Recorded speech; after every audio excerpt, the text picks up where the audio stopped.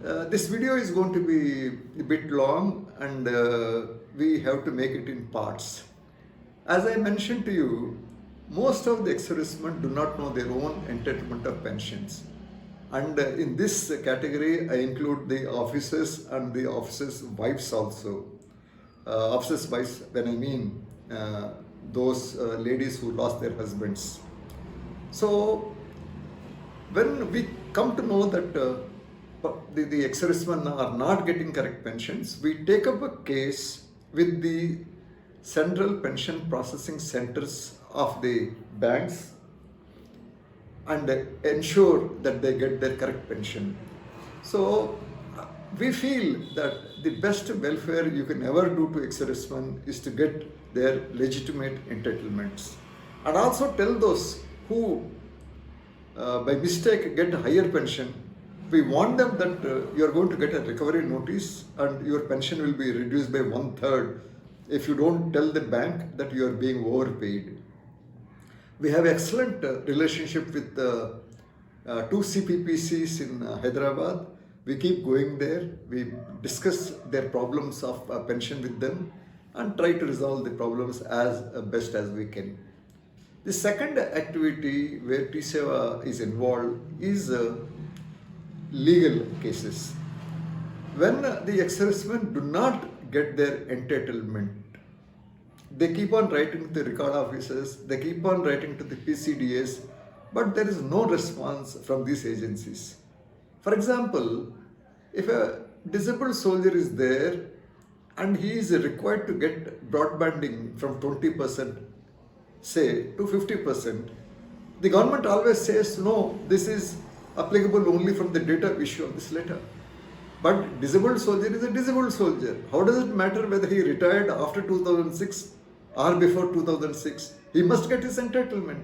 We filed 5 cases, 3 for the broadbanding and 2 for other things, and we won all the 3 cases. Now you see the service we are doing. A Sipai pays only 1,000 rupees as a legal fees.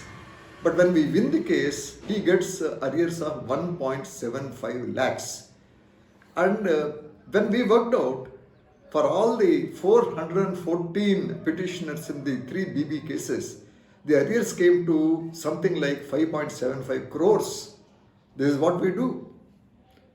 As far as the ladies are concerned, whether she is a widow of an officer or widow of a JSO, widow of a war, we don't collect even 1 paisa as a legal fees, but we still get them their arrears.